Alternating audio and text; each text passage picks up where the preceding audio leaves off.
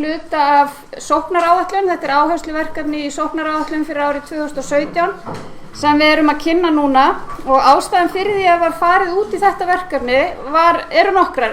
Ein þeirra til dæmis sú að við merktum stóraukin áhuga hjá bændum til þess að skoða þetta sem kost á sínum jörðum til þess að bæta búsetuskilyrði og ekki síst til þess að auka raforkuöryggi, en líka vegna þess að í sóknaráætlun Norðurlands vestra sem unnin var af samráðsvettvangi fyrir árin 2015 til 2019 var talað meðal annars að Norðurland vestra verði vel í stakk búið til þess að taka á móti fyrirtækjum, stórum jafnt sem smáum, sem vilja koma hingað með sína starfsemi, og þá náttúrulega raforkuöryggi einn lykilþáttur, og jafnframt segir í sóknaráætlunni að gæta þurfi að samkeppnishæfni landshlutans og treysta þá innviði sem eru forsendur uppbyggingar á svæðinu, þar með talið uppbygging vega og flutningskerfis, almenningssamgangna, fjarskiptakerfis, hita- og raforkukerfis og fleiri þáttar sem geta stuðlað að samkeppnishæfni landhlutans í atvinnumálum. Nú, það einnig athyglisvert að skoða nýsamþykkta byggðaáætlun fyrir árin 2018 til 2024. Þar talað smávirkjanir og talað að flutnings- og dreifikerfi raforku mæti þörfum atvinnulífs og almennings alls staðar á landinu, sem ég held að við getum verið sammála að eigi ekki við í dag, og það ánægjulegt að stjórnvöld ætli sér að bregðast við því. Og í sömu áætlun skilgreint sérstakt verkefni við stuðning við hönnun raforkuframleiðslu á landsbyggðinni með smávirkjunum og þannig efla orkuöryggi á landsvísu. Nú, SSMV, eins og ég nefndi áðan, réðst þetta verkefni á árinu 2017 og fékk til fulltingis við sig verkfræðistofuna Mannvit, og hingað kominn Bjarki Þórarinsson sem ætlar að kynna niðurstöðu skýrsluna fyrir okkur hér á eftir. Það eru eintök útprentuð á borðunum. Við gerðum ráð fyrir að 30 manns í hæsta lagi myndi koma á fundinn, en við erum hér gott betur heldur en það, og virkilega ánægjulegt að sjá hversu margir láta sig þessi mál varða. Þannig að ég býð ykkur aftur hjartanlega velkomin og biðst leið afsökunar á þrengslunum, en þið vitið hvað sagt þröngt með að sáttir sitja. Nú, á eftir Bjarka ætlar að taka til máls Erla Björk Þorgeirsdóttir frá Orkustofnun, og hún ætlar að segja okkur frá smávirkjanaverkefni Orkustofnunar. Svo ætlum við að fá að heyra reynslusögu frá sveitung okkar honum Vigni Sveinssyni í Höfnum, en þar eru menn komnir býsna vel á veg með að vinna forvinnu fyrir uppsetningu smávirkjunar. Nú, þegar Vignir hefur lokið máli sínu, þá ætlar Tjörfi Bjarnason hjá Bændasamtökum Íslands að segja okkur stuttlega frá verkefni sem að Bændasamtökin standa fyrir og ber heitið Hleðsla í hlaði, og valkostur fyrir bændur sem að vilja hvort sem að þeir hafa raforkuframleiðslu á sínum jörðum eða ekki, vilja auka sína tekjur með því að bjóða upp á hleðslu fyrir rafbíla heima í hlaði, og henta kannski sérstaklega vel þeim bændum sem eru í ferðaþjónustu. Nú, að því loknu þá hafði ég hugsað mér að koma hérna aðeins upp og segja ykkur frá áframhaldi þessa verkefnis, sem þá áhersluverkefni fyrir árin 2018 og 2019, þar sem að SSMV hefur í hyggju að styðja við frumathuganir, áframhaldandi athuganir á möguleikum fyrir smávirkjanir. Nú, ég ætla að biðja ykkur hér að láta ganga hérna nafnalista, þar sem ég ætla að biðja ykkur að skrá nafn og netfang, þannig að við höfum bókhald yfir hverjir sóttu þessa kynningu, og að því sögðu að þá ætla ég að fela Ingibergi Guðmundsssyni, starfsmanni SSMV og verkefnastjóra sóknaráætlunar, fundarstjórn, og biðja hann að taka við. Takk fyrir.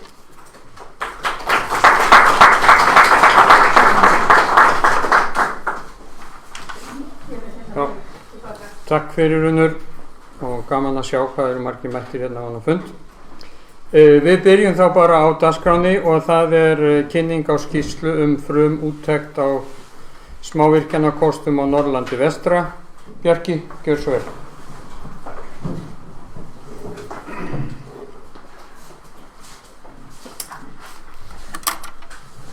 Góðan daginn. Bjarki heiti ég og Þórarinsson og vinn hjá Mannvit verkfræðistofu og gaman að sjá hvað eru rosalega margir mættir hérna í dag. Nú, ég ætla að kynna skýrslu sem við unnum fyrir SSNV sem var úttekt á smávirkjunum á Norðurlandi vestra. Okay. Nú stutt yfirlit yfir fyrirlesturinn sem ég mun fara aðeins í inngang verkefnisins, fara síðan tala vatnafar á svæðinu og því næst virkjunarkosti og örlítið umhverfisáhrif, tengingu við raforkukerfið og svo samantekt. Og eins og Unnur talaði áðan, þá þetta skýrslan sem að einhverjir hafa undir höndum sem að til umfjöllunar. Nú, SSNV buðu út síðla-haust 2017 þetta verkefni og að gera heildstæða úttekt á smávirkjanakostum á svæðinu. Þetta nú stórt og víðfeðmt svæði og margir kostir og til skoðunar voru bæði stórir og litlir virkjanakostir og var horft til svona einhvers staðar á bilinu 30 kW og upp í 5 MW og haft til hliðsjónar að virkjanir sem gæti þá selt rafmagn á dreifikerfið. Og með þessu að þá ætti að stuðla að uppbyggingu í atvinnu og tryggja búsetu í sveitarfélagi. Það var samið við verkfræðistofuna Mannvit að vinna verkið.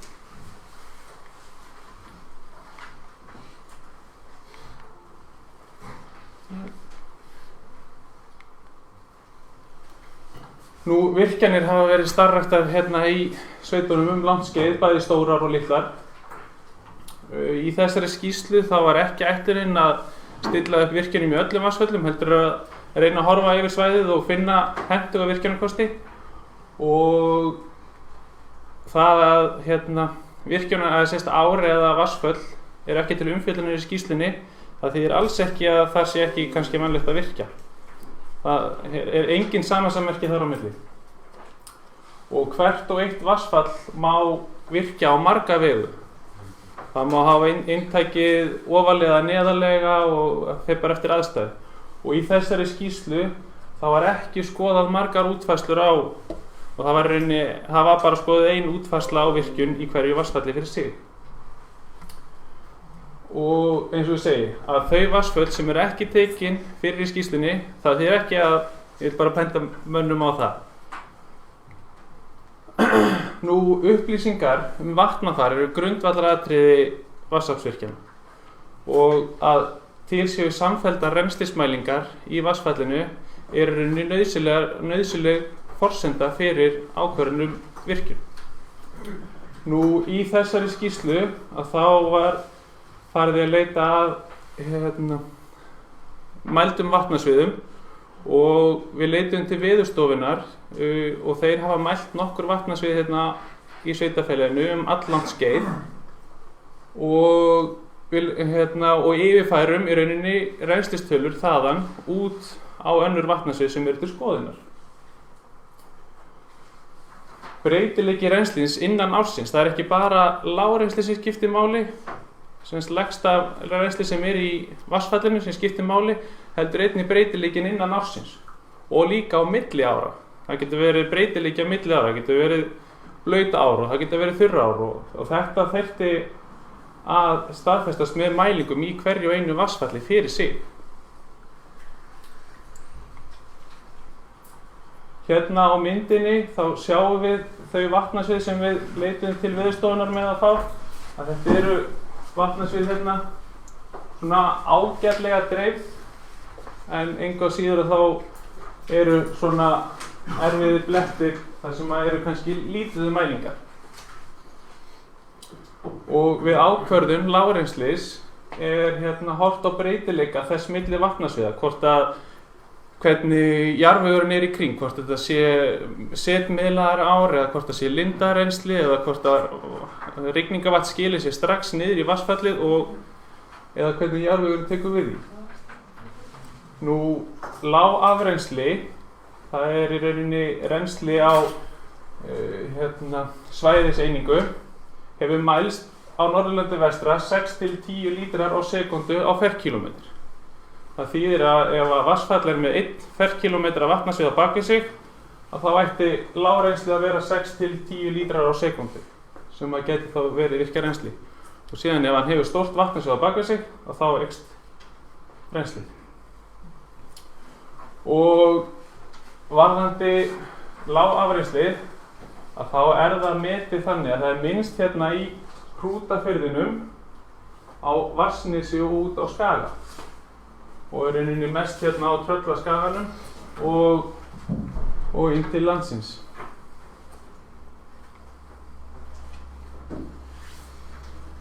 Nú varðandi virkjunarkostina, þá eins og ég áður sagði að þá var þetta áhersla á virkjanir sem gætu selt inn á netið, en það var þá alls ekkert skilyrði og við notuðum tiltæk kortagögn, svo sem loftmyndir og hæðarlínur til þess að staðsetja virkjunarkostina og einnig horft til annarra þátta sem gætu haft áhrif á virkjunarsvæði varðandi vernduð svæði. En það að það sé einhver vernd á svæðinu, það þarf endilega ekkert að þýða það sé ekkert hægt að virkja. Það getur vel verið færið saman en sumar verndanir kannski komið veg fyrir það. Og það var horft eftir stöðum þar sem mætti miðla vatni, en það kom fljótlega í ljós að því var ekki til að dreifa á mörgum stöðum, þó einhverjar dægumiðlanir, en í rauninni í verkefninu þá var í rauninni tekið svo ákvörðun að í rauninni vera ekkert að horfa til neinna miðlana á neinu staði. Það eru nokkri staðir sem að bjóða klárlega upp á miðlun. Þannig að það í öllum tilfellum er bara hrein og beina rennslisvirkjun að ræða. Það var lagt upp með í verkefninu að taka fyrir 40 virkjunarkosti og fljótlega eftir að var lagt að stað með það, þá kom það í ljós að það er erfitt að hafa þá einungis 40, þannig að þetta endaði í að við tókum fyrir 82 virkjunarkosti og það eru fjölmargir fleiri virkjunarkostir til staðar. Og þetta er rauninni vatnasvið þeirra virkjunarkosti sem voru teknir fyrir, að það er 28% af samanlögðu heildarmáli sveitarfélagana. Og við sjáum á myndinni og glærunni hérna til hliðar að ljósu blettirnir, það er í rauninni vatnasviðin og síðan sjá þetta líka í skýrslunni. Síðan eru guli punktar, að það er í rauninni merkir þá inntaksstaður. Og síðan liggur þá pípa þar niður hlíðina, niður stöðvar og svo úr verður rafmagn. Nú í þessari vinnu þá var ekki farið nein vettfangsverð á svæðið. Þetta var rauninni bara unnið upp úr kortagögnum og loftmyndum. En í áframhaldandi vinnu er það náttúrulega nauðsynleg vinna að fara í að skoða aðstæður vel. En með góðum kortagögnum þá er svona hægt að sleppa því í frumvinnunni. Nú stofnkostnaður hvers virkjunarkostur var áætlaður eftir svona ákveðnum aðferðum og sömuleiðis orkuframleiðslan og þá var hægt að flokka virkjunarkostina eftir hagkvæmni. Nú varðandi umhverfisáhrifin að þá þarf að skoða virkjunarkosti með tillit til áhrif á ýmsa umhverfisþætti eins og gróður, dýralíf, jarðmyndanir, fornleifar, ásýnd og marga aðra hluti. En það má beita mótvægisaðgerðum til að draga úr slíkum áhrifum. Með til dæmis endurheimt á votlendi ef að votlendi verður rauninni skert með virkjun. Síðan þarf að kanna takmarkanir vegna ýmiss konar verndar, hvort að þær í rauninni komi í veg fyrir eða að útfærsla virkjunarkosta þurfa að taka hliðsjón af vernd sem er til staðar og hún er ýmiss konar náttúruvernd, hverfisvernd, vatnsverndar sem dæmi og vernd þarf alls ekki að útiloka virkjunarkost en hún getur hins vegar gert það líka. Og síðan þarf að kanna matskyldu virkjunarkosta sem eru með minna afli en 10 megawatt. Hvort á umhverfisáhrifin eru það mikil að það kalli á mat á umhverfisáhrifin. Tenging við raforkukerfið er einn partur og það getur bæði verið í nærliggjandi dreifikerfi eða aðveitustöðu tengivirki, fer eftir stærð virkjunar og flutningsgetu dreifikerfis. En gera maður ráð fyrir að virkjanir með uppsett afl 2500 kW þurfi í öllum tilfellum að tengjast aðveitustöðu tengivirki. Tengikostnaðurinn var ekki áætlaður í þessari skýrslu því að hann þarf að skoðast í hverju tilviki fyrir sig. Hann getur verið rosalega mismunandi, allt frá því að vera lítið brot á stofnkostnaði virkjana yfir í margfaldan stofnkostnað.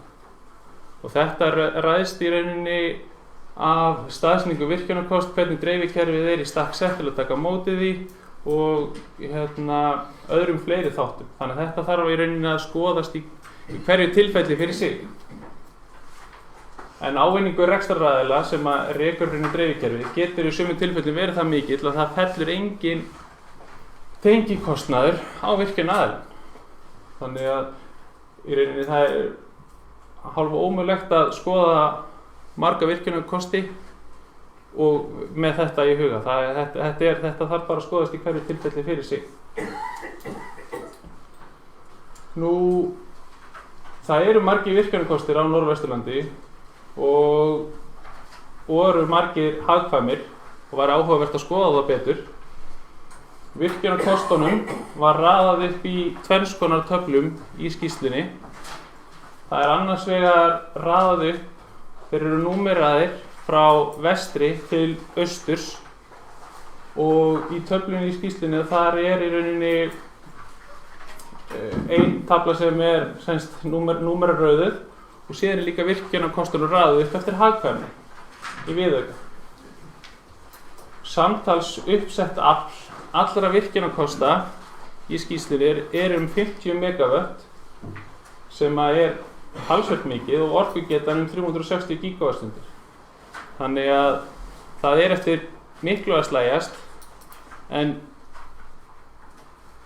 ég glemdi kannski að koma inn á það að það var farið í þessa skoðun óháð áformum landeiganda sem eru kannski mikilvægur punktur en það var semst farið í það að það var ómögulegt að í rauninni hafa samband við alla landeigendur.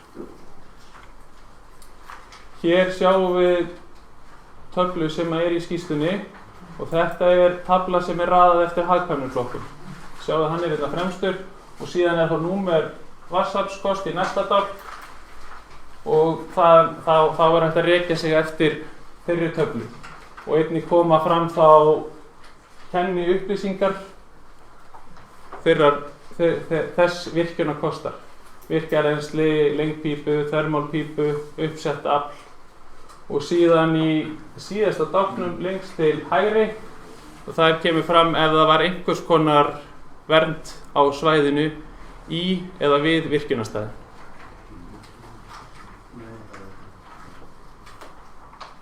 Hérna er rauninni bara áframhald af þessari sömu töflu. Þetta eru margir virkjunarkostir.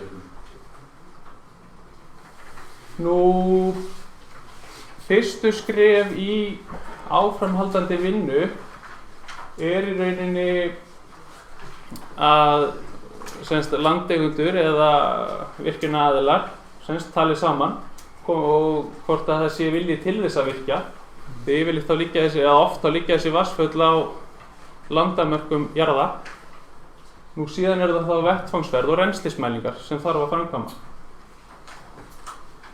Annað skref er þá einhvers konar frumhönnun, stofnkostnaður metin og þá tengikostnaður við raforkukerfið og einnig er matsskyldu fyrirspurn, hversu mikil áhrif þessi virkjunarkostur hefur þá á gróður, dýralíf, fornleifar og svo framvegis.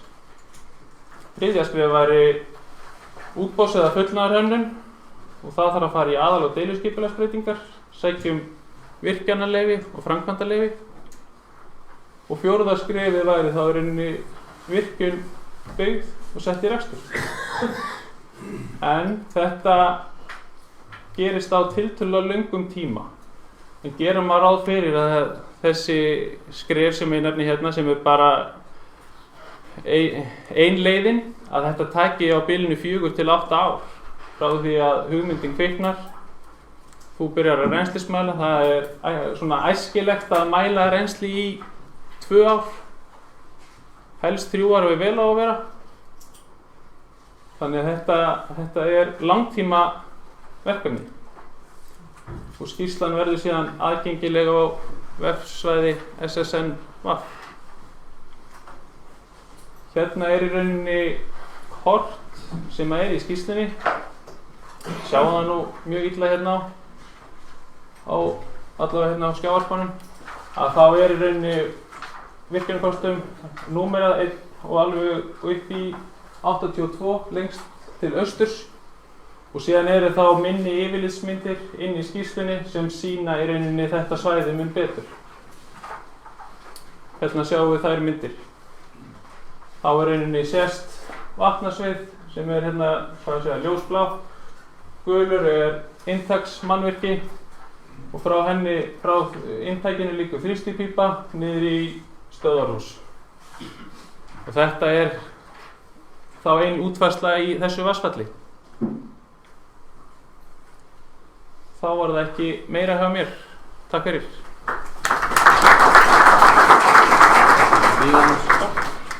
Hérna í lok fundarins þá verður opið fyrir fyrirspurnir og umræður, en þar sem að þetta nú grunnskýrslan sem liggur hér fyrir fundinum, þá ætla ég að leyfa fyrirspurnir til Bjarka ef þið viljið koma með eitthvað núna.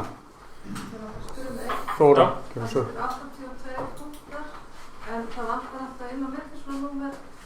Ég var bara velta fyrir mig hver væri skýringin á því. Það virðist hafa verið... Já. Sem spurningin sú að þegar þú horfir á kortið, að þá sérðu í rauninni númer 80, eða bara 42 og 3 og síðan sérðu ekkert 45.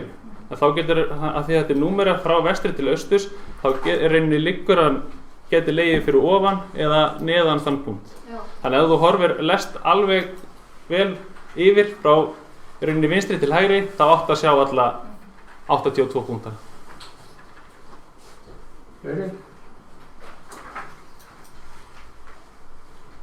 Takk fyrir Bjarki. Takk. Ég ætla að taka það fram að við erum hérna að taka upp þennan fund og við munum setja hann á heimasíðu SSN VAF, þannig að þið getur horft á hann eftir þennan fund þegar búið að setja hann inn, og það sem sagt verið að taka hann upp svo við getum streymt honum og þar með, já, og þar verður skýrslan líka aðgengileg fyrir alla sem vilja. En þá það næst Erla Björk frá Orkustofnun. Gjörðu.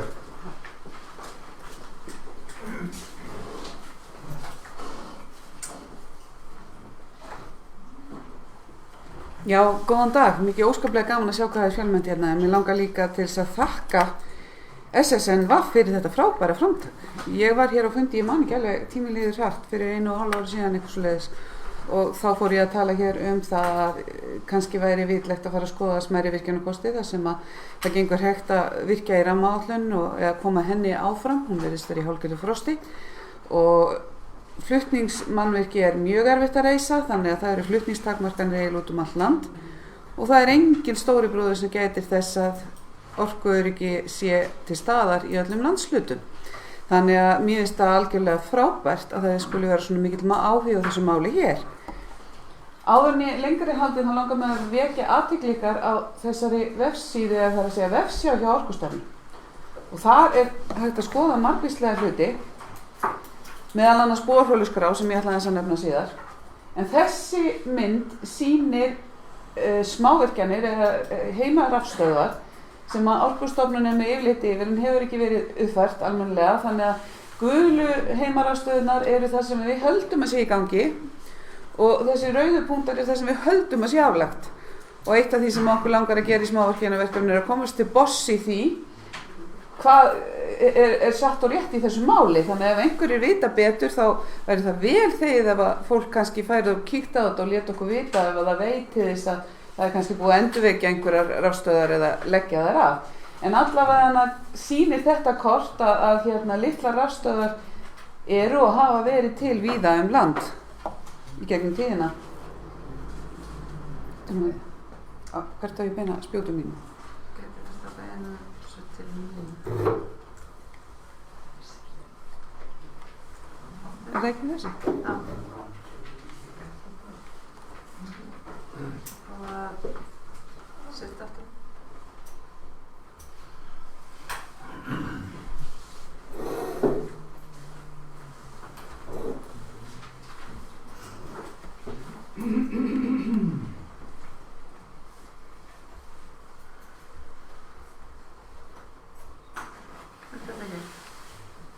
Er það ekki? Já. Þú kannski flettir bara fyrir mig. Já, ég skal gera það. Það var á næstu. Já, takk.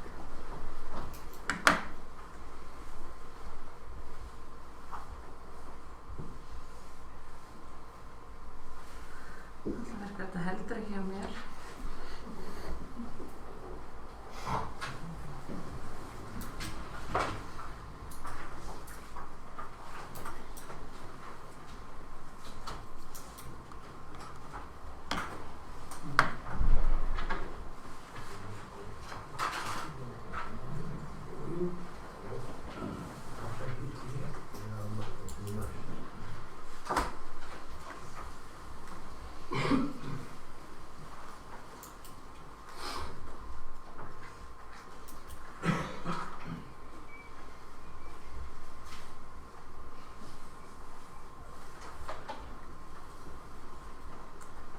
Allt að gerast hérna. Þetta spennandi.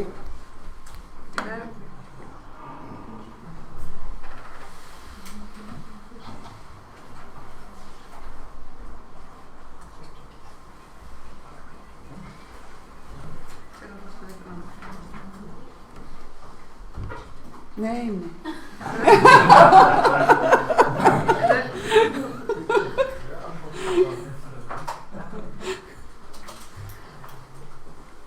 Svona.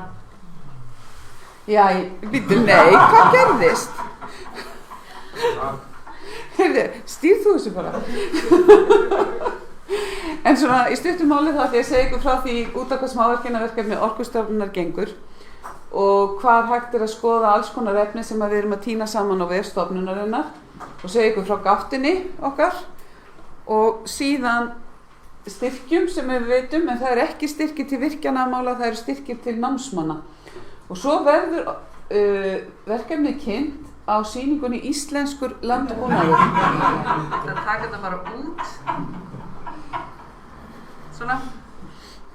Það var það ég. Svona. Það verður umhverfingar Og aðeins að segja ykkur frá nýjustu smávirkjunum í Vatnsafli sem að ég var að skoða í eftirlitsferð á Vestfjörðum núna daginn. Og væntanlega smávirkjanir í jarðvarma sem er mjög nýtt og spennandi verkefni. Og svo spurningarna geymum við þá kannski bara til í lok fundarins. En næstu glæru kannski. Þá eigum við að prófa. Já, nei, já, ok, svona. Já. Ok, árið 2016 í desember þá vorum við hjá Orkustofnun búin að skila á okkur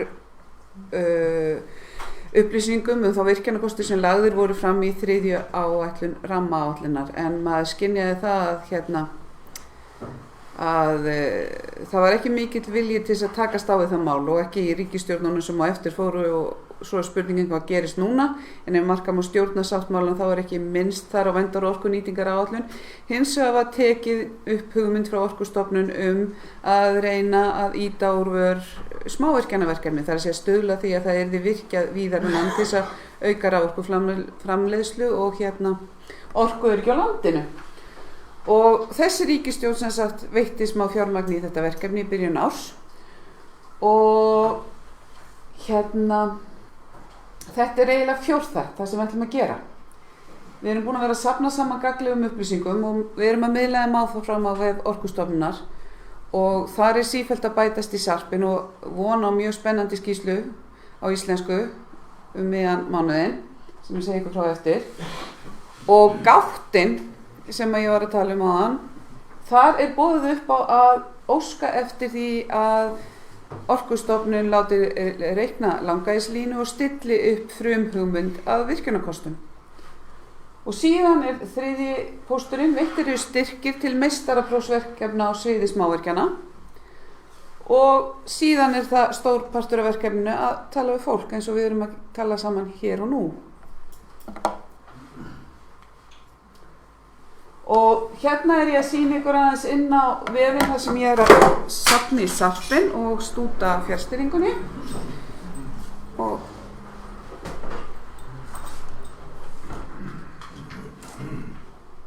þetta verður eftirminnilegt. Já. Þetta ekki allt örgulega tekið upp? Jú, þetta nefnilega allt tekið upp, æðislegt alveg. Og þetta eru margar gamlar skýrslur en góðar samt eins og það ég fór í gegnum þessari kynningu og leiðbeiningar undirbúning að litlum vatnsaflsvirkjunum og hún stendur bara ennþá mjög vel fyrir sínu þó hún hafi síðast verið uppfærð árið 2010. Það hafa vísu orðið smávægilega lagabreytingar í millitíðinni eins og það þarf ekki lengur leyfi fyrir virkjunum sem eru minni en 100 kW þó þessu tengdar við netið. Það kemur ekki fram þarna, þannig en allt í sambandi við tæknimálin og þess áttar stendur mjög vel fyrir sínu en menn skyldu ekki taka allt bókstaflega sem sagt lög og reglur eða stofnanir. Þær hafa sumar hverja skipt nafn eða sameinast öðrum þannig að það ekki alveg eins og það var árið 2010.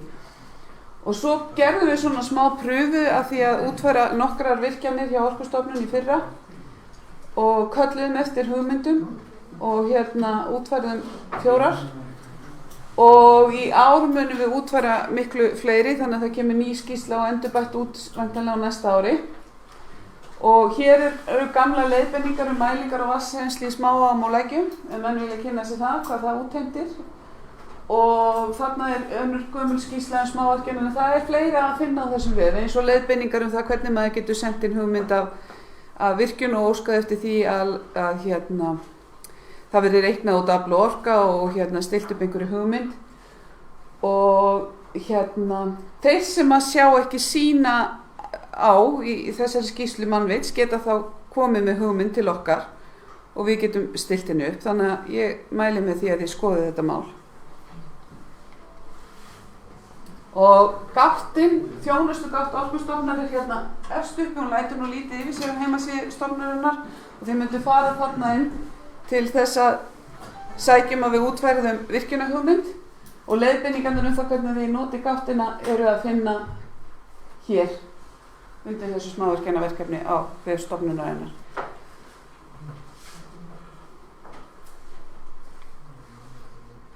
Og styrkirnir, við ætlum að veita styrki til námsverkefna til meistaraprófs fyrir allt það sem að gagni mætti koma þeim sem eru að spá í að virkja í sinni sveit og það getur til dæmis verið litlar jarðvarmavirkjanir, áhrif dreifðra raforkuframleiðslu og flutnings- og dreifikerfi, áhrif smávirkjana og orkuöryggi, þróun raforkuverðs og áhrif á arðsemi smærri virkjana. Þetta náttúrulega mjög mikilvægt og það mætti líka sjá fyrir sér hversu litlar með að virkjanir vera til þess að það þolir hreinlega kostnaðinn af umhverfismati. Þannig að það held ég að væri mjög villegar upplýsingar fyrir skipulagsstofnun vegna þess að Skipulagsstofnun að færa sér svolítið upp á skafti með það að krefjast umhverfismats fyrir virkjunarkosti sem eru minni en 10 megawatt. Og vitið þið hvað upprunavottorð eru? Það hefur verið svolítið í fréttum núna að það sé kjarnorka á raforkureikningnum okkar og svo framvegis. Það er nefnilega orkufyrirtækin íslensku hafa verið að selja Evrópubúum syndaaflausn. Það er að segja bréf upp á það að orka sem er framleidd með umhverfisvænum hætti á Íslandi sé í raun þeirra framlag til umhverfisvænnar orkuframleiðslu. Og maður spyr sig hvort að þróunum verður kannski svo að til dæmis ferðamenni gerir kröfu til þess að öll þjónusta sé vottuð með upprunavottorðum það sé verið að nota umhverfisvæna orku og svo framvegis. Þá er það spurningin hvort að það getur verið auka sölumóment í því fyrir smávirkjanabændur að selja upprunavottorð til þess að fá meira verð fyrir raforkuna. Og eftir því sem fleiri á Íslandi vilja vera með orku sem er sannanlega af endurnýjanlegri orku og geta sannað það, þá vilja þeir kaupa upprunavottorð. Það spurning hvort það hægt að búa til markað fyrir þá á Íslandi og þá myndi rafmagnsreikningurinn okkar aftur lagast. Þá yrði okkur sýnt fram á það að orkan á Íslandi væri umhverfisvæn á reikningnum okkar. En það sem sagt hugmyndafræðin gengur út og það til þess að styðja við raforkuframleiðslu á umhverfisvænan hátt, þá borgir þú sérstaklega fyrir að geta sannað að raforkan sem þú kaupir sé umhverfisvæn. Það er það sem upprunavottorðin eru.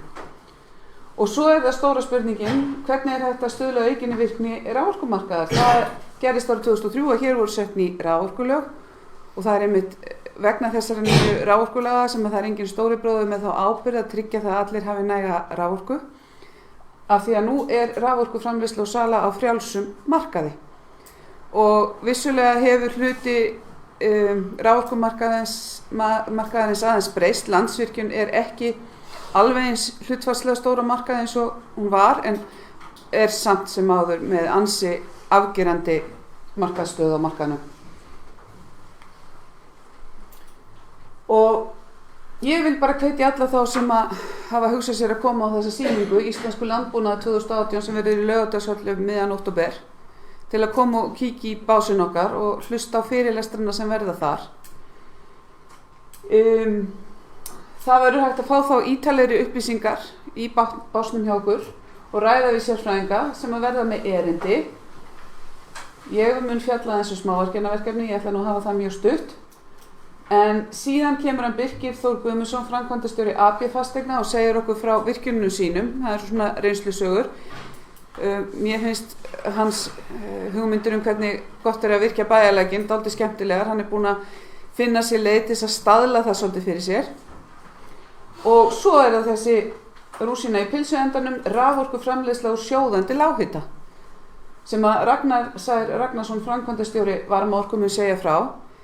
En þið hafi kannski séð þetta í fréttum að það er verið að byggja raforkuver á Flúðum þar sem að nýttur verður sjóðandi lághiti til þess að framleiða rafmagn. Og þetta er gert með nýrri tækni sem er sænsk sem ég ætla aðeins að útskýra fyrir ykkur á eftir. En þetta eru virkjanirnar hjá honum Birki. Inntaksmannvirkin eru á svokallari kóandagerð og hann steypir upp svona mannvirki. Þetta er virkjun sem er í byggingu núna og verður gangsett vonandi áramótin. Og þá verður sett hér ofan á þetta mannvirki svona rist sem er hérna, þið sjáu þessar langgrillur hérna. Fyrir neðan þær örfínt net, það er þetta hérna net sem fangar allt ruslið, heldur því frá inntakinu. En vatnið sem pískast niður á milli þessara þverrilla, það fer í safntang og svo niður í stöðina og hann er búinn að staðla stöðina og þar kemur heildarjúnitið með vassinntakki, túrbínu, stjórnkerfi og öllu saman á einu bretti. Þannig að menn get ekkert verið að benda á hvern annan framleiðendur og segja þetta hefur eitthvað verið vitlaust tengt saman hjá þau. Það er bara einn framleiðandi sem kemur með allt kittið sem er bara rennt á sleða inn í húsið hér í gegnum þennan stóra opnarlega glugga og svo getur þau bara hort á alla græðurnar. Þannig að hann segist vera búinn að ná mikilli hagræðingu í að reisa svona smávirkjanir. Það eru 400 kW hjá honum með þessu móti. Og þegar hann er búinn að setja jarðveg að þessu, þá er alveg óskaplega lítið sem stendur upp úr. Og svo þegar það gróið yfir pípuna sem gerast alveg ótrúlega hratt, því að við vorum bara í erfiðleikum, við fórum að skoða þetta núna í ágúst, með að sjá hvar pípunar lágu, maður sá hvar þar komin í stöðvarhúsi, en annars sá maður eiginlega ekkert í umhverfinu. Og ég held að ég svolítið hrifin af þessari stöðluðu lausn. Þannig að það sé ekki alltaf verið að finna upp hjólið aftur og aftur. Því að þetta getur gengið á móti, gengið í mjög margvíslegu umhverfi hér á Íslandi og lætur lítið yfir sér og ætti ekki að þurfa að kosta mikið leiðindi þó að svona sé sett inn í landslægið. Og þessar ristar hérna eru aðalega til að brjóta, þessar sem eru hérna langarendurnar, til þess að brjóta ís af. En þessar fínu taka allt smáruslið. Þannig að það þarf kannski bara að sópa þessu einu svona ári. Það er ekkert að vera að gera sér mikla rellu út af því að hreinsa frá inntakinu. Svo eru það þessar klímuóneiningar sem að varmaorka er að nýta. Snilldin við þær er fólgin í því að þetta er svona eins og legokubbar. Eftir því sem með meira vatn, þá raðar fleirum á þörfveginn. Eftir því sem getur farið meira niður í hita, þá raðar fleirum á þennan veg. Þannig að það er hægt að aðlaga þetta hinum ýmsu aðstæðum. Og það sem er hægt að skoða á vef Orkustofnunar er það að það eru borholur víða land með sjóðandi lághita. Og þær standa bara þarna engum til gagns.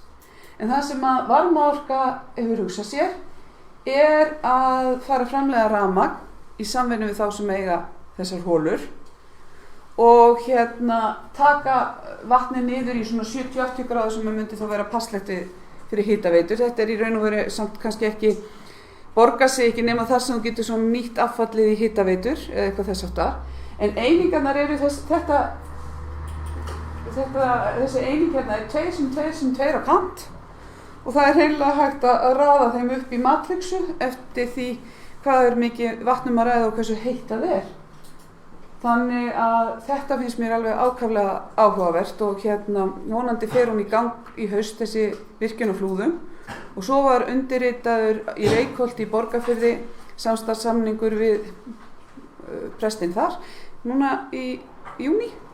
Þannig að þeir ætla sér stóra hluti með þessa tækni og þetta er útflutningsvara frá Svíþjóð og þegar að það var haldin svona hvað maður segja kynning á þessu verkefni á Flúðum í júní þá kom iðnaðarráðherra þeirra til þess að, eða utanríkisráðherra þeirra til þess að halda tölu og fagna þessu. Þannig að Ísland er kannski svolítið prósteinn á þessa tækni en þeir eru búin að vera að nota þessa tækni í skipum, taka glatvarma úr skipum og framleiða úr því rafmagn. Og það er víðas í heiminu sem menn eru farnir að horfa til þess að nýta glatvarma. Það er nú raforkuverð víðast hvar hærra heldur en hér. En með því að nýta vatn sem er kortið til staðar í borholum, þá er þetta sem sagt gerlegt í samkeppni á íslenskum raforkumarkaði. Þannig að þá hef ég lokið máli mínu.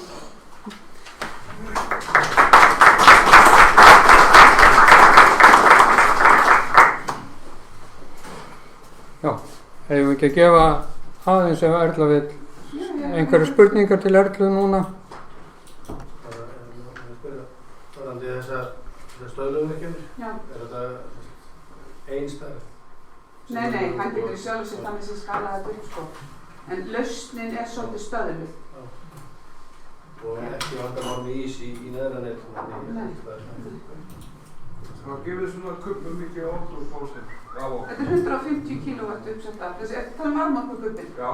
150 kW. Hvað er mikið vatn í það? 30 lítra cirka. Ha? 30 lítra af Erla.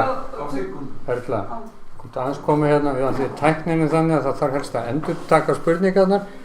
Svoleiðis að Ok, spurt var kubbin sem ég var að sýna ykkur aðan var fyrir virkjun á sjóðandi lághita. Uppsett afl í svona kubbur 150 kW og hann þarf inn á sig svona 30 lítra af rúmlega 100 gráðu heitu vatni, 120 gráðu heitu vatni. Sekúndu. Já.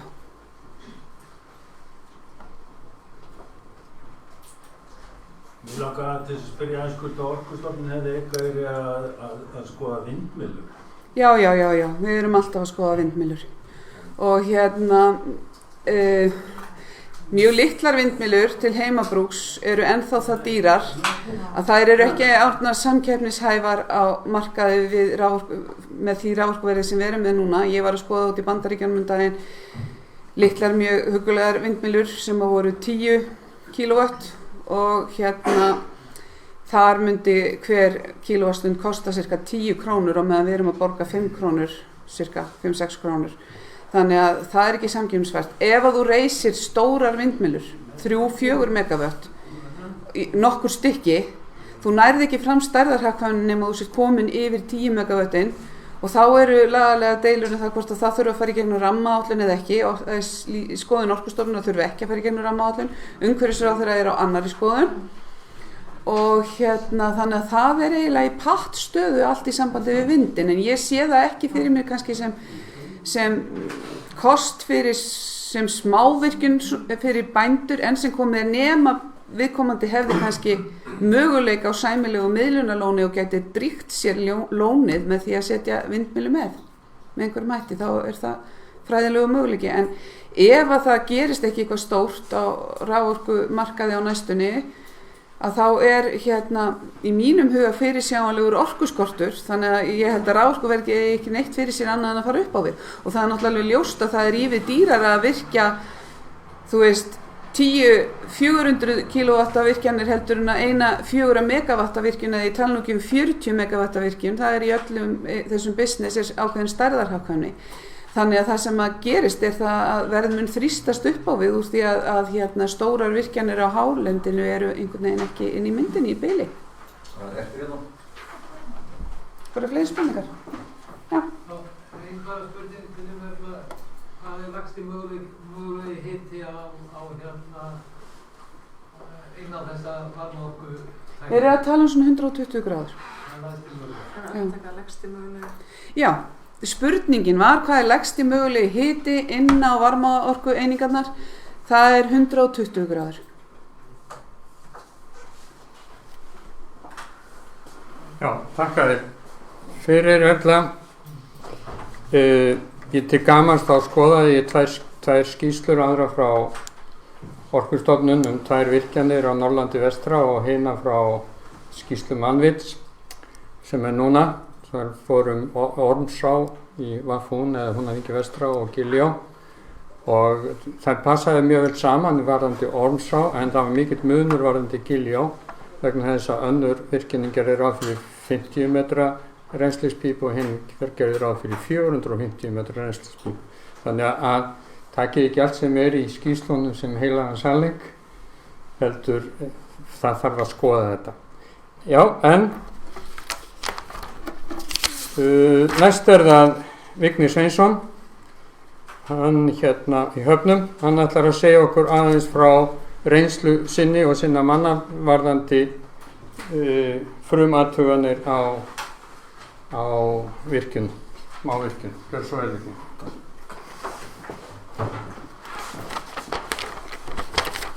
Góðan daginn, Vigni heiti ég og Sveinsson. Ég ætla að fara svona aðeins yfir þann aðdraganda sem hefur verið hjá okkur sem að snýr að Langavatni á Skagaheiði sem að seinnipart vetrar 2017 var farið að skoða möguleika þess að virkja Fossá og nota Langavatn sem miðlunarlón. Að vatnasviði Langavatns eru náttúrulega eignarjarðir og svo þjóðlenda, svo sem maður veit svo sem ekki alveg í dag hvað það þýðir gagnvart þjóðlendu. En við settum okkur í samband við fyrirtæki sem Orkuver EHF, sem mér sýnist með eins og hann Birgir sé þarna á 2 stöðum, en gott og vel með það. Og þeir komu fyrst til okkar í apríl 2017 og fóru þá yfir svona ýmis mál varðar framkvæmdir við svona, til dæmis vatnsréttindi og svona að sækja rannsóknarleyfi og svoleiðis fyrir. Og eftir það þá fórum við og sóttum leyfi til Orkustofnunar, rannsóknarleyfi til rennslismælinga í Langavatnsá til þess að vita hvort vatnsaflsvirkjun á svæðinu yrði hagkvæm. Nú á síðastliðnu sumri gerði Gunnar Orri Gröndal og Árni Sigurðsson athugun fyrir okkur á vatnasviði og úrkomumælingar á svona undanförnum árum. Þetta náttúrulega reiknað út bara í líkunum. Þetta allt reiknað bara út af líkunum, sko. Og samkvæmt þeirra niðurstöðu þá reyndist vatnasviði vera 40 til 55 ferkilometrar og Langavatn þekur 6 til 8% af vatnasviðinu og eru það umtalsverðleg náttúruleg miðlun á rennsli. og einnig tóku þeir félagar hjá Orkuveri rennslismælingu í ágúst á seinasta ári og var þá verið að kanna svona það rennsli sem að við töldum að væri hvað minnst eða mest lágrennslið. Nú svo sóttum við styrk til uppbyggingarsjóðs til þess að fara í hagkvæmnisathugun á verkefninu og fengum við styrk úr sjóðnum. Orkuver vann fyrir okkur svo frummatsskýrslu og skilaði henni í apríl á þessu ári. Og í svona frummatsskýrslu þá svona farið ofan í vatnasvið, orkugetu og frummat á byggingarkostnaði og svo svona arðsemismat. Og í framhaldi af þessu þá fengum við þá hjá Orkuver til þess að aðstoða okkur við að fá mæla til þess að mæla rennslið í Langavatnsá. Og nú það svo að þessir mælar, þeir eru nú komnir á sinn stað en við erum ekki farnir að lesa upplýsingar út því og það er svona kannski hvað mest það bara svona tæknilegs eðlis því að það þarf að sitja upp forrit og svoleiðis til þess að við getum lesið af þessu. Svo að núna bíðum maður bara spenntur eftir því hvaða upplýsingar koma út úr þessu og hvort þetta sé þessi virði að fara í þessar framkvæmdir. Það var ekki fleira. Takk fyrir.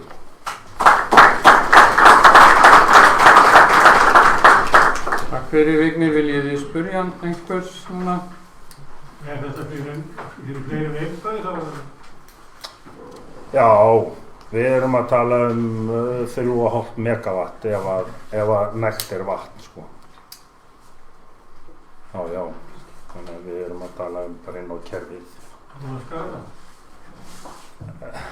Já, við getum alveg látið Skagan hafa vatn. Nei, það er rafmagnsí, það er alltaf með það. Já. Hvað er þessu virkjun nákvæmlega? Það heitir Langavatn. Það er ekki í skipinu þessu? Nei, sem Fossá. Þetta er Fossá? Ok. Já, það er punktur 39 veldi. Já, sem Fossá, sko. Aðeins þessi virkjum til lögum en ekki? Jú. Já, það er alltaf. Já. Fyrir augnablik. Það er ekki réttast að byrja á rennslismælingum við svona dæmi. Bara að vita fyrst hvað maður hefur áður að gera alla hínu athuganir, útreikninga og pælinga. Það er alltaf eina grunnforsendunum, að gera rennslismælingar en kannski fyrst að skoða hvort það sé bara vatnasvið og þú getur gert svona fyrst grófa skoðun hvort það sé bara tiltækt vatnasviði nógu stórt, hvort fallarinn sé næg, gert svona grófa skoðun sem það tekur ekki mikið tíma. Ef það leið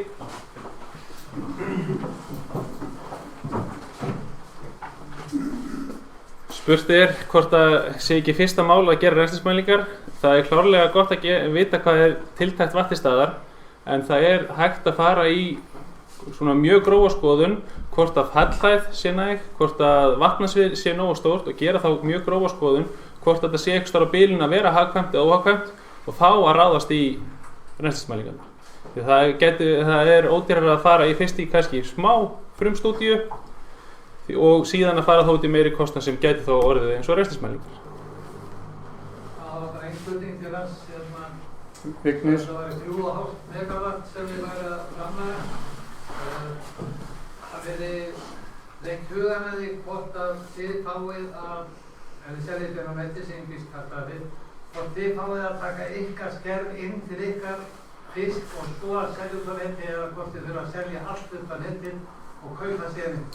Spurt hvort að ef að vera að tala 3,5 megawatta virkjun alltaf því þá hvort að það sé skilyrði að það sé allt selt á neti og þeir verða að kaupa svo rafmagnið aftur eða hvort þeir mega að taka rafmagn frá fyrir sig. Ekki rétt, ekki? Við höfum hort á þetta þannig að selja þetta inn á netið. Í þeirri svona það sem við höfum verið að gera þá höfum við hort bara á það að selja þetta inn á netið. Ég held að hitt væri flóknara, ég verður að segja það alveg sögur, ég held að það væri flóknara. Er það að því að það er svo margir aðeins sem koma að þessu eða? Nei, ég held að sko, við þurfum að tengjast í spennuvirki með þetta og ég held að við getum ekki verið með neinar sko svona einhverjar snúrur bara heim á bæinn sko. Ég held að við verðum bara að horfa á þetta og á þann hátt.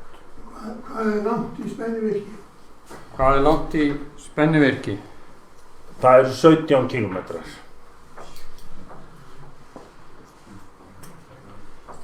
Já, þakka þér fyrir Vignir.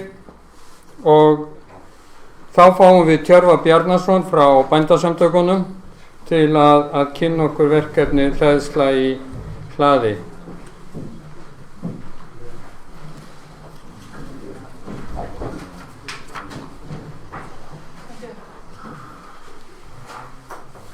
Tjörvi, gjör svo vel.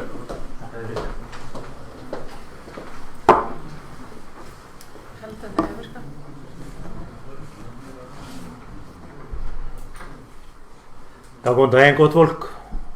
Kæra þakkir fyrir að bjóða mér hingað til ykkar, fjölmennur fundur og góður. Ég heiti Tjörvi Bjarnason, starfa hjá Bændasamtökum Íslands í Reykjavík.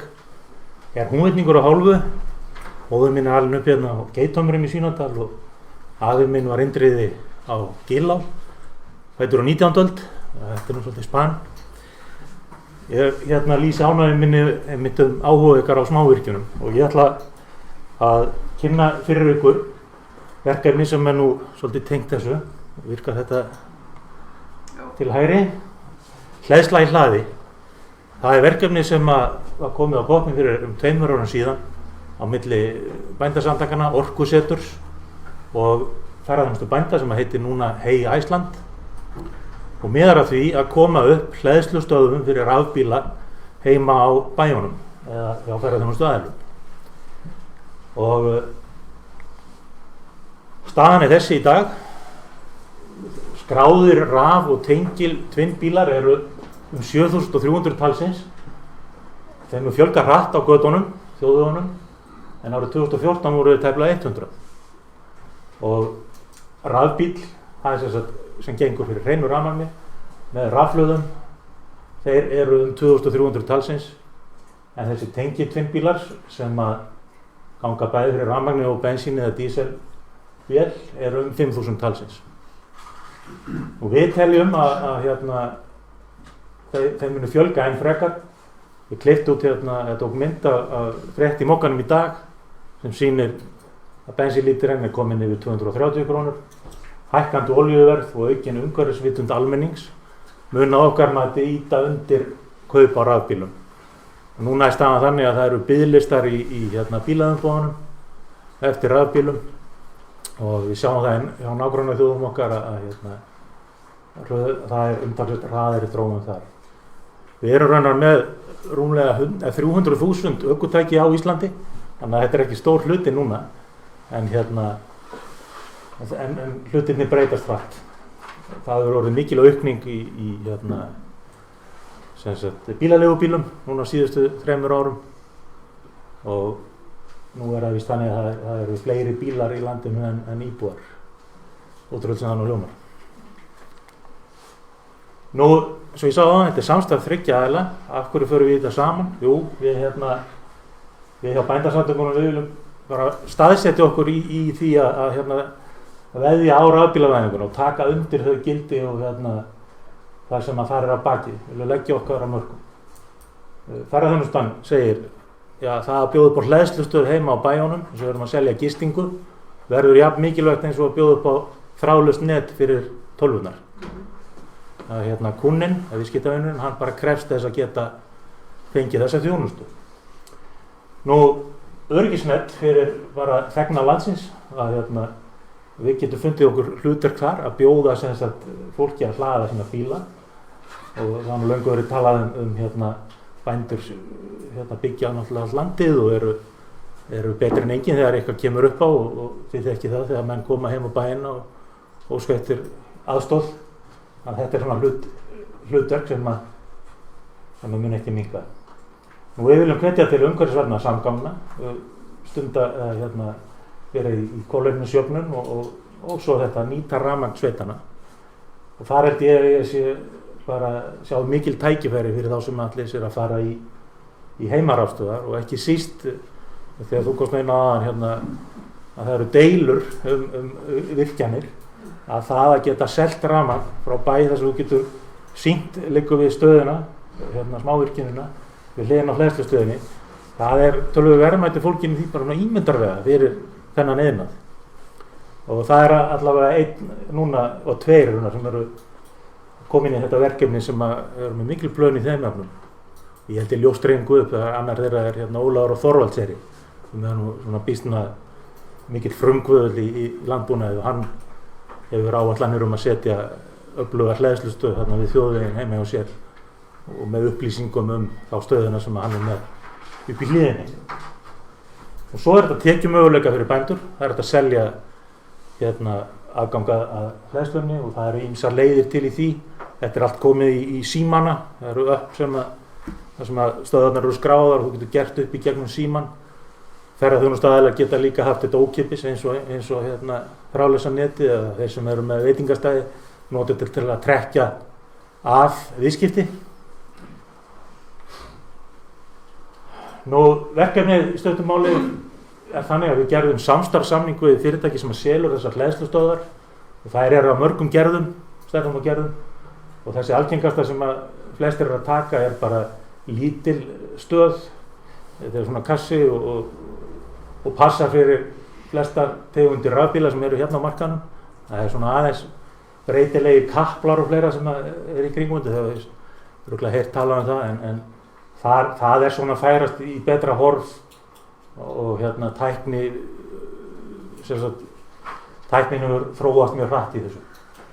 Nú, við auglýstum eftir bændum og áhugasömum aðilum til að taka þátt og 40 aðilar hafa komið til okkur og sýnt þessu áhuga og eru svona með í að afla sér upplýsinga og vilja fara í þetta. Við fjármögnum 50.000 króna styrki til fyrstu 20 aðilana og það er ennþá hægt að komast í það og menn fá styrkin þegar búið að setja upp stöðina. Svona stöð kostar 90.000 krónur og svo er einhver kostnaður mismunandi við að tengja rafmagn að henni eins og gengur og menn hafa fengið hennan 50.000 krónar styrk þegar stöðin er komin upp og núna eru 7 stöðvar komnar í notkun. Ég er nú bjartsýnn á að þeim fjölgi hratt á næstunni. Nú, við ætlum okkur að halda utan þetta tengslanet bænda, halda hópinn og kynna þetta vörumerki, hleðslu í hlaði, setjum það inn á gagnagrunna sem að vísa ferðamönnum og öðrum rafbílanotendum á stöðvarnar. Ætlum þannig að hjálpast að við markaðssetningu á þessari þjónustu. Og markmiðið okkur er náttúrulega þétta bilið á milli rafhleðslustöðva. Það eru ýmsir að því og fyrirtæki sem eru að setja upp bæði svona stöðvar og rafhleðslustöðvar vítt og breitt um landið. En þörfin er sannarlega til staðar og við fáum mjög jákvæðar móttökur hjá rafbílaeigendum sérstaklega. Vandamálið er ekki að það vanti hleðslustöðvar inn í þéttbýlinu, inn í Reykjavík og höfuðborgarsvæðinu. Flestir hlaða bíluna sína á kvöldin þegar þeir eru heima á sér. En það er þetta að fara út úr bænum og að minnka drægni hræðsluna. Menn nú ekki fallegt orð en Sigurður Friðleifsson hjá Orkusýtri kenndi mér þetta þegar við byrjuðum okkar samstarf, hann er hérna í salnum. Sérfræðingur á þessu sviði sem við geti rætt við á eftir og spurt okkur spurninga. Ég segi bara að lokum að okkur finnst að skipta máli fyrir landbúnað og ferðaþjónustu, að vera í fararbroddi og gefa skýr skilaboð um að bændur og ferðaþjónustuaðilar hvetji til umhverfisvænna samgangna. Og þannig leggjum við okkar á mörkum við orkuskipti bílaflotans. Nú, ég er glaður að svara einhverju spurningum ef eru, en held að tíminn sem ég har afmarkað þessi liðin. Einhverjar spurningar til Tjörva? Haukur? Hver er virðisauki bænda að selja þessa orku? Spurningin er virðisauka. Hvað fá þeir fyrir? Já, spurtur virðisaukan. Það er, þeim er svolítið sjálfsvald sett hvað þeir selja þjónustun á. Og það er hægt að selja þetta fyrir krónur og aura en líka að vera með þetta sem part af þjónustunni sem að bóndinn er að veita eins og ég sagði það. Og við megum nú samkeppnislögum ekki fjalla verðið að stilla það saman en þess að ég sé núna að menn eru að bjóða hleðslu á 1000 krónur meðan ferðamaðurinn stoppar á bænum og er að sinna einhverjum erindum. Þannig að það getur verið allavega sko. Og þessar stöðvar sem við erum með eru ekki hraðhleðslu stöðvar, en það fer náttúrulega eftir bæði bílunum, hvað eru fljótir að hlaða og tímanum sem eru í hleðslunni. En það er eins og stöðvarnir sem eru við IKEA, að þeir hugsaða þannig að við bjóðum í raun og veru kunnanum til okkar, borgum ferðina fyrir hann, við gefum hann hleðsluna, hann getur hlaðið kannski svona 30-40 kílómetra á meðan hann er inn í versluninni, skiljiði. Og þetta er flott þjónusta. Fleiri spurningar? Allt þriggja fasa stöðar? Spurt hvort þetta séu allt þriggja fasa stöðar, það er ekki svona. En ég myndi benda ykkur á að fara inn á vefsíðuna hjá hleðslu og þar eru svona spurt og svarað varðandi tæknimál, ég er ekki sérfræðingur í því. Er það hleðsla.is? Já. Hleðsla að hlaða, það heita svo líkum nöfnum þessi fyrirtæki. Fleiri spurningar? Það er ekki skilur til eins og þessum styrk á sért maður afstöðu sjálfur eða Nei, á bænum? Nei, það er ekki. Hins vegar er skilyrðið fyrir styrknum að þú sért annarkvort meðlimur í bændasamtökunum eða í ferðarþjónustu bænda. Gleymd að minnast á það hérna. Takk fyrir Tjörfi. Gerða það ekki. Takk fyrir. Og þá er það síðasta innleggið á dagskránu og síðan umræður eftir. Við ætlum að bjóða upp á kaffi og kleinur, en það er kannski svolítið erfitt að komast að því, en kannski lagast að það eftir. En það eru mögulegi styrkir á vegum SSNVAF. Unnur, gjör svo vel. Takk fyrir.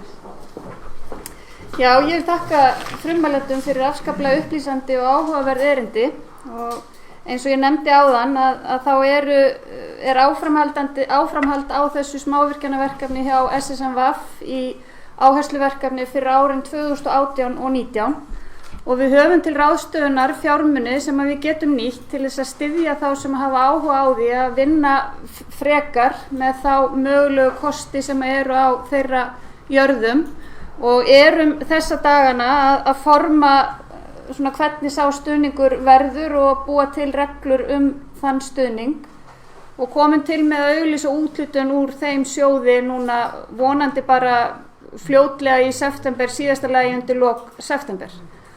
Og ég vona að sem flestir fylgist vel með því og skoði þessa möguleika í framhaldinu á sínum jörðum, og að þessi viðleitni samtakana til þess að vekja áhuga á þessu möguleika fyrir bændur hafi kveikt áhuga eða aukið áhuga hjá einhverjum sem að vilja nýta sér þetta til þess að bæta búsetuskilyrði á sínu jörðum og sínu svæðum og auka mögulega virðisauka og tekjur af sínum búrekstri sem að veitum nú ekki af á þessum síðustu og verstu. Nú en það er kannski vert líka að nefna í framhaldi af þessari umræðu og svona í tengslu við það sem að Tjörfi var að nefna varðandi umhverfisvænar samgöngur og það allt saman sem er svo mikið í umræðinni núna, að eitt af áhersluverkefnum samtakana fyrir árið 2018 er kortlagning á kolefnisspori Norðurlands vestra, og það verkefni er við það að fara af stað.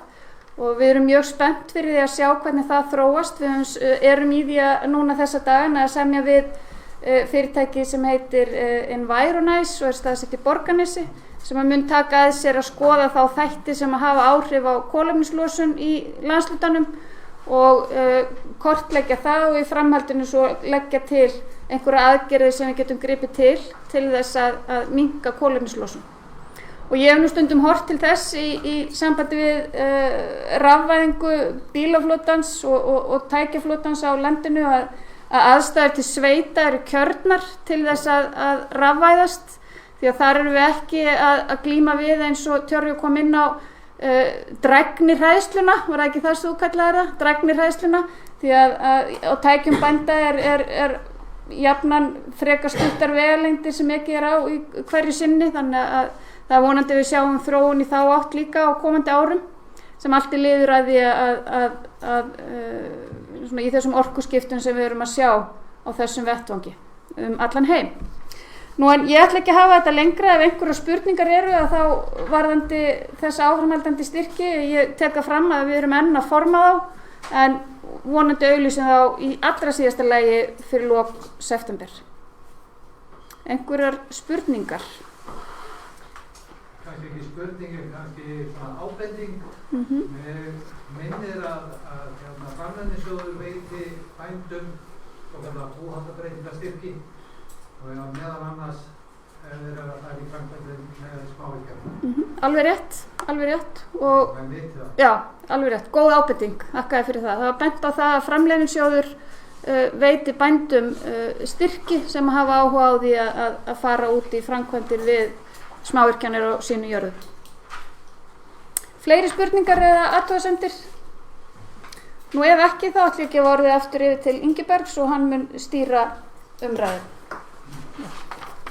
Mér er bent á að það vantar hérna annað skráningablað, voru allir búnir að skrá sig með nafni og netfangi. Nei, þá kem ég því hérna á vinstri vænginn. Hæja, þá eru innleggin komin og nú bara eru þau til svara sem að voru hér með innlegg. Ef þið viljið koma með einhverjar spurningar eða láti ljós ykkar skoðun, gjörðu þið svo vel.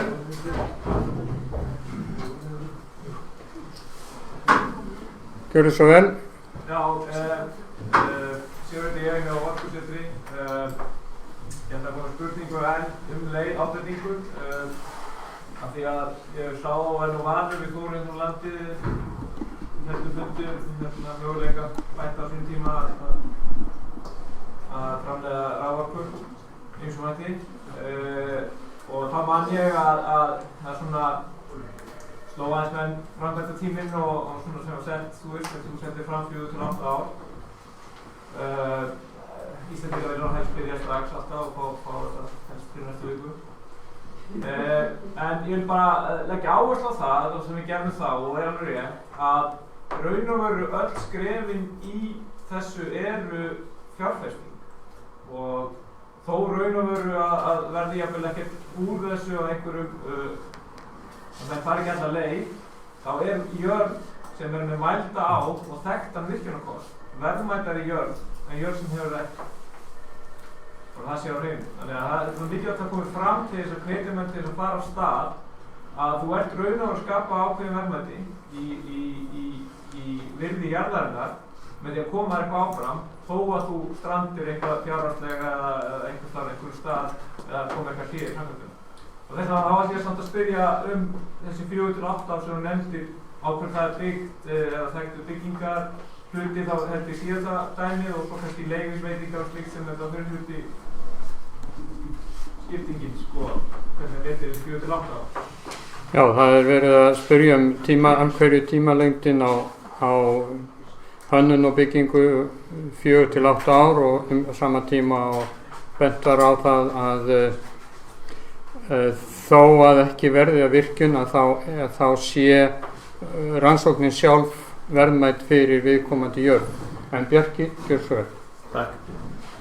Það er alveg rétt, það er innbyggt okkur Íslendinga að við fáum hugmynd þá viljum við helst hafa framkvæmdana í gær og þetta kostar mikið og fjármagnskostnaði getur verið töluverður en varðandi þessa tímaáætlun 4 til 8 ár að þá er í rauninni 8 ár fyrir stærri virkjanir og 4 ár fyrir minni virkjanir og hvað er þar á milli en til þess að hafa góða forsendur á bakvið sig þá eru rennslismælingar í 2 ár.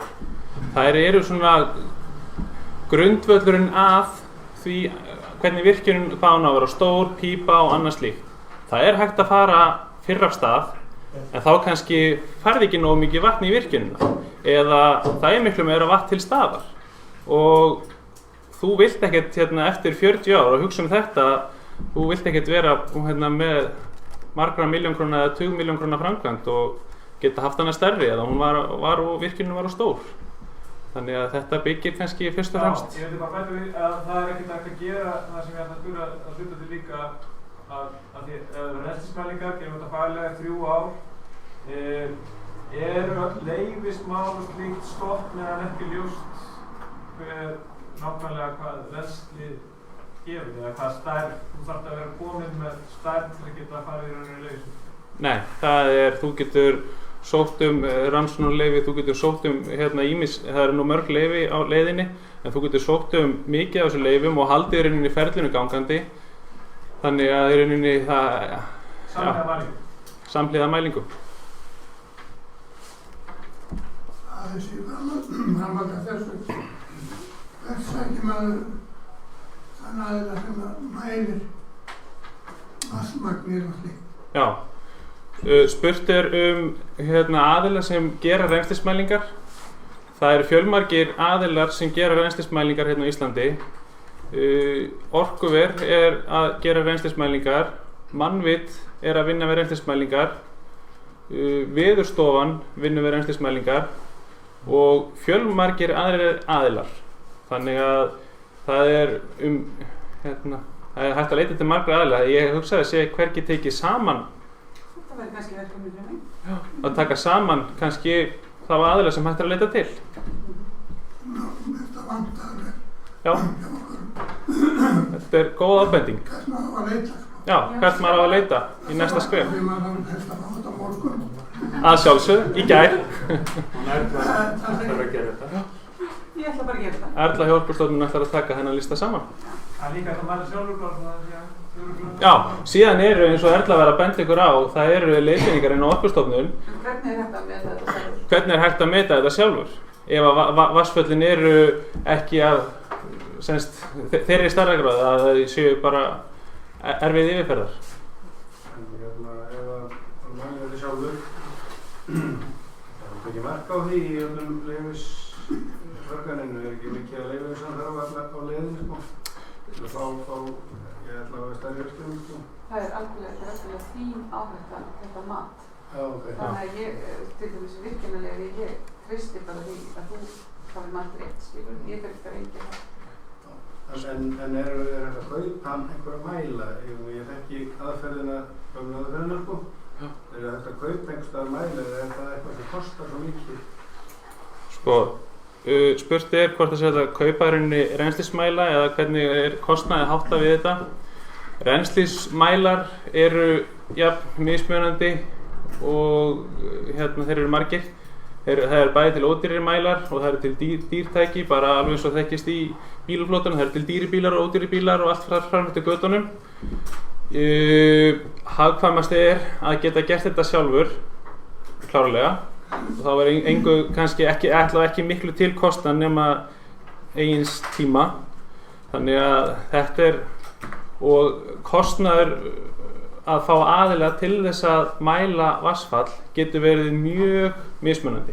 Það fer eftir aðstæðan, hvernig að komast á svæðið, hvernig eru aðstæður í læknum þar sem á að mæla. Þannig að þetta getur verið mjög mismunandi og þarf í rauninni að skoðast í hverju tilviki fyrir sig og hvernig er mælt. Það mæli settur í ána og hafður í henni bara í 2 ár? Best spurt hvort það sé mælir í henni, í ánni eða vatnsfallinu í 2 ár. Best að hafa sýrandi mælir sem mælir þess vegna rennsli á klukkustundagildi en hægt en eiginlega nauðsynlegt að mæla rennsli að minnstakosti einu sinni á dag. Það má ekki hafa marga mælingspunkta í ánum. Nei. Spurt hvort það þurfa að hafa marga mælipunkta, rennslismæla í ánni. Það þarf í rauninni ekki ef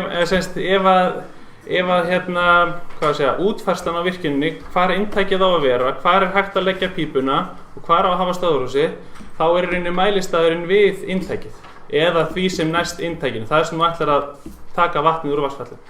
Nei, ég meina á sama línu ef maður fer yfir ána, það þurfa ekki marga mælingpunkt að vera, ekki bara eitt mælingtæki.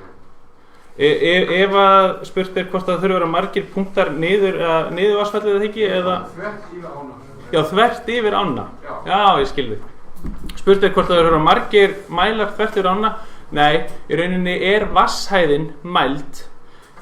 Mælistaðurinn þar sem mælt þarf að vera áin má ekki farvegurinn má ekki vera að breyta sér. Þetta má ekki vera í farvegi sem að annarkvort að setjast í hann, möl eða annað, eða renna úr hann. Þannig að hann þarf að vera tiltölulega stabíl. Og það þarf rennslið, það sem mælt þarf að vera tiltölulega lengt, ef svo má segja. Það ekki hægt kannski að mæla í flúð, ef þau eru slíku. Þannig að þegar þú kemur aftur eftir 1 ár að vitja mælisins eða 6 mánuði eða hvernig sem það að aðstæður séu eins. Það er rauninni forsendan fyrir mælistaðan. Að velja mælistað þar sem aðstæður í vatnsfallinu mun ekki breytast. Þetta var svona kennt í vatnafræði í Háskólanum á Akureyri. Já. Það tók bara marga punktar að fá svetti á, ekki bara einu staði. Já, það í sambandi við sjálfa rennslismælinguna. Já, það alveg rétt hjá þér, að þú rauninni mælir þvert yfir vatnsfallið, rennsli á þessum tíma, á þeim tíma, og leið vatnshæðina í vatnsfallinu. Síðan tekurðu aftur sömu mælingu og helst við aðra vatnshæð, þar sem annarkvort meira eða minna rennsli, og þegar þú ert búin kannski með einmitt þessar 3 eða 4 mælingar svona, þá ertu komið með ákveðna punkta þar sem þú þekkir samband rennslis og hæðar í vatnsfallinu. Og þá ertu komið með það sem kallast rennslislykil. Þá rauninni nóg fyrir þig að þekkja vatnshæðina og þá getur þú reiknað rennsli.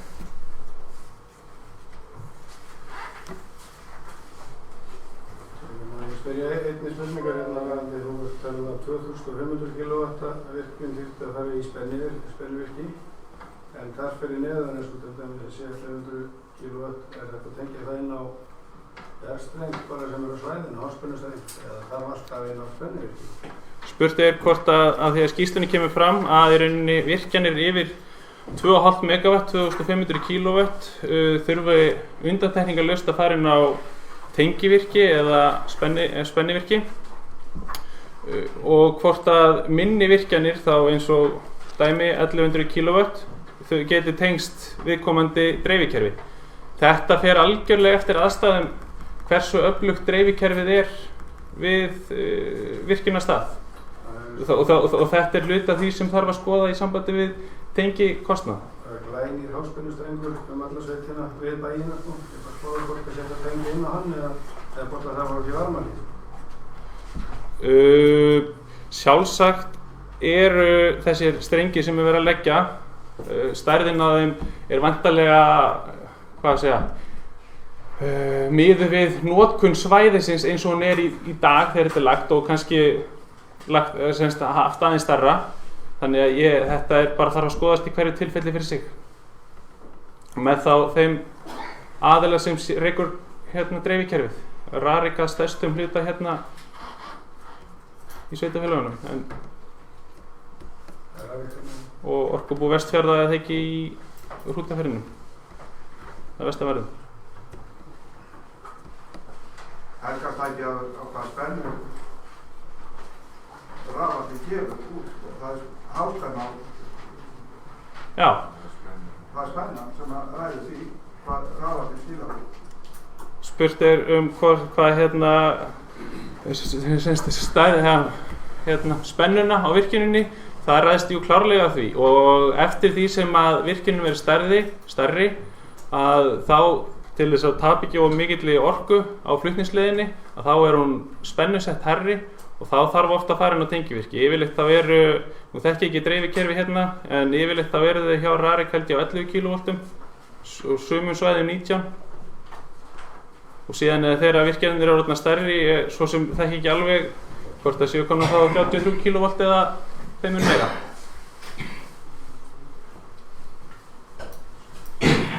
Já. Eitthvað spyrja Erlu eða fleira? Ef ekki, þá vil ég bara þakka ykkur fyrir komuna. Ég vil minna á það að þessi fundur verður settur inn á heimasíðu SSNVAF, ssnvaf.is, bara á morgun eða eitthvað slíkt. og á Facebook síðan, verður á Facebook síðu SSNV. Og og þar líka inn á heimasíðunni þessi skýrsla fyrir þá sem ekki hafa, við prentuðum bara 30 eintök, fyrir þá sem ekki hafa fengið hana, að þar getið þið lesið þessa skýrslu líka. Og að öðru leyti þá vil ég bara þakka ykkur fyrir komuna. Það þarna kaffi og kleinu fyrir þá sem vilja og vatn og te, en annars bara eigið góða heimferð.